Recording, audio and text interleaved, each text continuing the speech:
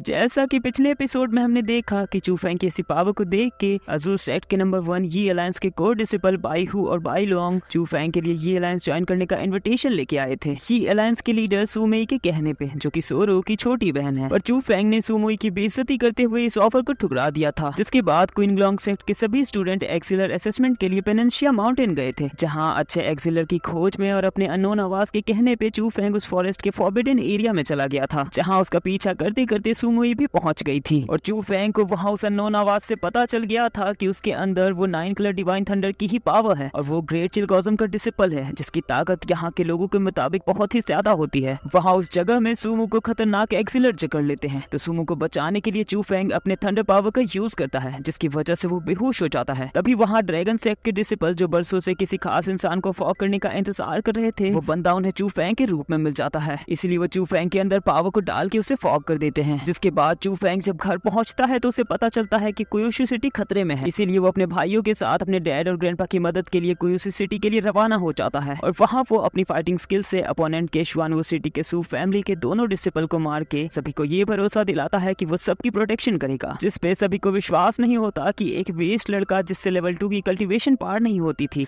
वो आज लेवल 8 पर कैसे पहुंच गया। अब आगे एपिसोड की शुरुआत में वो अननोन आवाज चूफेंग को बताती है कि उसकी लेवल उसके अंदर की थंडर पावर की वजह से ही बढ़ के लेवल 8 पर पहुंच गई है, इसलिए अब उसे क्विनग्लोंग जैसे सेकंड क्लास सेक्ट को ज्वाइन नहीं करना चाहिए। वो उसे ये भी बताती है कि अगर चूफेंग अपने अंदर की डिवाइन पावर को पूरी तरह एक्टिवेट कर लेता है तो वो इस दुनिया का सबसे ताकतवर मार्शल वॉरियर बन जाएगा। ये सुन के चूफेंग बहुत ही कॉन्फिडेंट फील करता है और अपने कल्टीवेशन को प्रैक्टिस करने लगता है। इधर सुमेई बाईलोंग और बाईहू के साथ चूफेंग को थैंक्स करने आती है उसकी जान उस फॉरवर्डन वाली एरिया से बचाने के लिए। साथ ही अपने यी अलायंस में ज्वाइन करने का इन्विटेशन भी लेके आती है, जहाँ रास्ते में वो दोनों को बताती है कि चूफेंग के पास मेंटल पावर्स हैं, इसलिए एल्डर सोरो ने उसे यी अलायंस में किसी तरह से लाने को कहा है। लेकिन सुमेई के कहे बिना चूफेंग यी अलायंस ज्वाइन करने के लिए तैयार हो जाता है। तभी चूफेंग का फैमिली ब्रदर घबराते हुए आके चूफेंग को बताता है कि क्विनग्लोंग सेक्ट में सभी को नए टास्क दिए गए थे, जिसे करने के लिए ब्रदर छुवेई और बाकी सभी तैयार थे। तभी वहाँ शी टेंग का ग्रैंडसन लियू आया और उसने छुवेई से वो टास्क करने के लिए मांगा, पर छुवेई के मना करने पे उसने छुवेई को बहुत मारा और उसका पैर भी तोड़ दिया।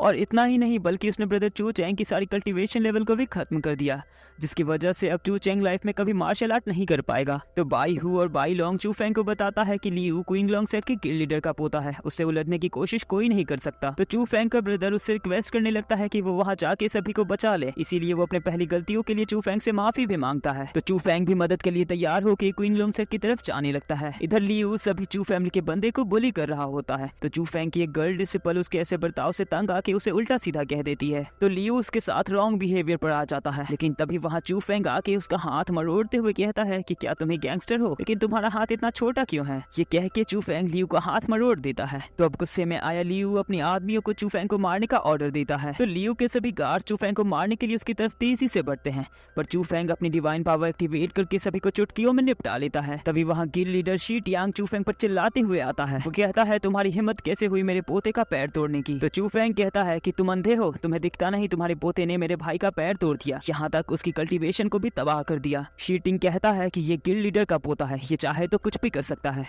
ये सुन के गुस्से में आया चूफेंग लियू की कल्टीवेशन को खत्म करने के लिए अपने डिवाइन पावर को उस पर अप्लाई करने ही वाला होता है। तभी उसके अंदर की अननोन आवाज उसे ये कह के रोक लेती है कि अभी तुम्हारी कल्टीवेशन उतनी हाई नहीं है कि तुम शी टियांग से मुकाबला कर सको। तभी शी टेंग कहता है कि अगर तुमने मेरे पोते को कुछ भी किया तो शियानवू सिटी का बदला तुमसे जरूर लेगी। अब शियानवू सिटी तो ऐसे भी चूफेंग की एनिमी है, क्योंकि चूफेंग ज़ूक्यू सिटी से बिलोंग करता है, जो कि शियानवू सिटी की सबसे बड़ी दुश्मन है। इसीलिए ये सुन के चूफेंग और गुस्से में आ जाता है और लियू का कल्टीवेशन तबाह कर देता है। जिसके तुरंत बाद हम दूसरे सीन में क्विनग्लोंग सेक्ट के चीफ गाओ यान को देखते हैं, जिससे ये पता चल गया था कि चूफेंग ने लीसू सिटी में शू फैमिली के दोनों डिसिपल को मार के उसे हरा दिया है। इसीलिए अब उसे भी चूफेंग की सीक्रेट पावर के बारे में जानने की इच्छा और भी बढ़ गई थी। और इधर शी टिंग ने चूफेंग को पनिशमेंट के तौर पे अपने घर में कैद करके रखा था, और शी टिंग पूरे गुस्से में अपने बेटे से चूफेंग की इस हरकत के बारे में बात कर रहा होता है, जिसमें वो चूफेंग के लिए कड़ी से कड़ी सजा डिसाइड करता है। तभी वहाँ एल्डर सोरो सोमेई के साथ आती है और वो वहाँ चूफेंग को छुड़ाने के लिए ही आई थी, लेकिन शी टिंग चूफेंग को छोड़ने के लिए तैयार नहीं था, वो चूफेंग को मारना चाहता था। तो सोरो भी जिद पे आके कहती है कि अब तो मैं चूफेंग को यहाँ से लेके ही जाऊंगी। तो शी टिंग कहता है कि तुम अपने पिता के पावर का गलत इस्तेमाल कर रही हो, और वो गुस्से में आके अपनी पावर को यूज करते हुए कहता है कि मैं भी कुछ कम नहीं हूँ और मेरे सपोर्ट में तो शियानवू सिटी भी खड़ी है। अब ये फालतू धमकी सुन के सोरो भी अपनी पावर का यूज करते हुए कहती है कि तुम्हारी शियानवू सिटी मेरे सुजाकू सिटी का कुछ नहीं बिगाड़ सकती। और सोरो की पावर इतनी होती है कि शी टियांग घुटने टेक देता है। अब सोरो चू फेंग को आजाद करा के ले जाते हुए शी टिंग को धमकी देते हुए कहती है कि दोबारा चू फैमिली के साथ कुछ गलत करने का सोचना भी मत। तो चू फेंग की जान बचाने के लिए वो सोरो को थैंक्स कहता है। सोरो कहती है कि थैंक्स बोलने की जरूरत नहीं है, अगर सुमोई मुझे टाइम पर आके ये सब नहीं बताती तो मैं तुम्हें नहीं बचा पाती, और ऐसे भी उस दिन तुमने सुमोई की जान उस फॉरबिडन एरिया से बचाई थी, तो समझ लो ये उसी के बदले है। जिसके बाद वो सुमोई से ये अलायंस के नए टास्क के बारे में पूछती है। सुमोई बताती है कि वाइल्डरनेस के प्राचीन शहर में टियानवू का एक बहुत ही बड़ा टॉम्ब है, हमें वहीं जाना है।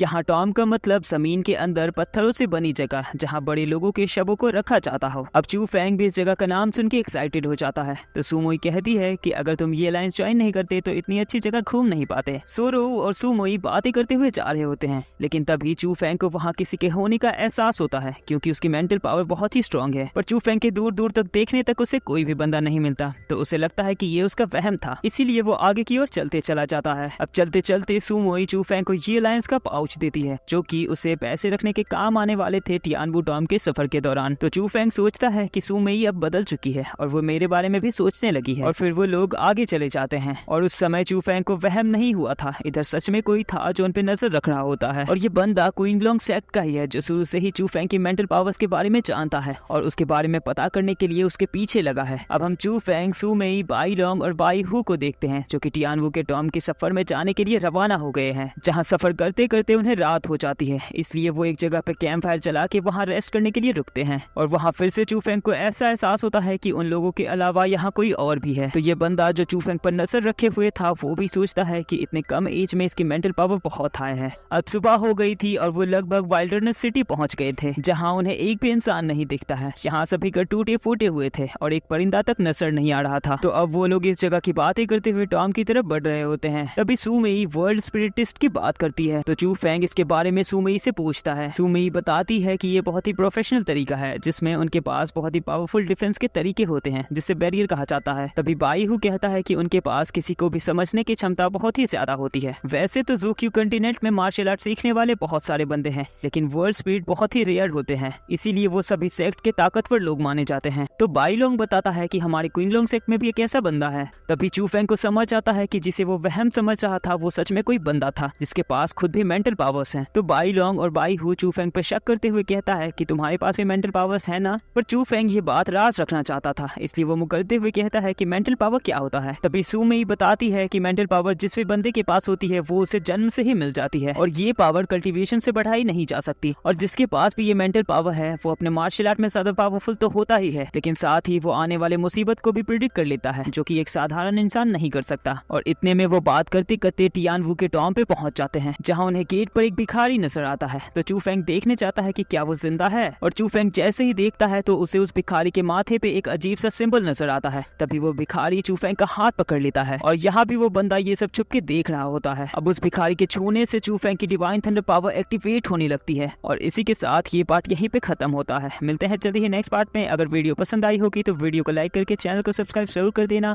और कमेंट में अपना ओपिनियन जरूर बताना।